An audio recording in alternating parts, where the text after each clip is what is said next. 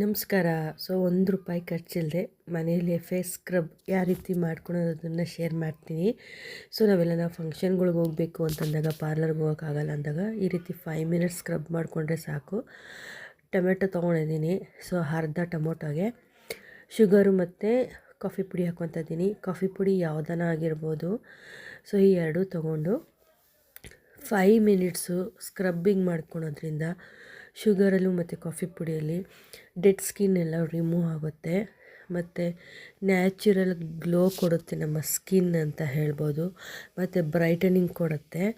So result ನಿಮ್ಮ ಎದುರಿಗೇ ತೋರಿಸ್ತೀನಿ ಎಷ್ಟು ಚೆನ್ನಾಗಿ ರಿಸಲ್ಟ್ ಕೊಡುತ್ತೆ ಅಂತ ಅಂದ್ಬಿಟ್ಟು.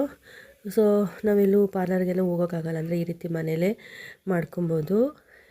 ಶುಗರ್ ಅಪ್ಲೈ ಮಾಡೋದ್ರಿಂದ ವೈಟನಿಂಗ್ ಕೊಡುತ್ತೆ, ಸ್ಕಿನ್ನು ತುಂಬ ಸಾಫ್ಟ್ ಅನಿಸುತ್ತೆ.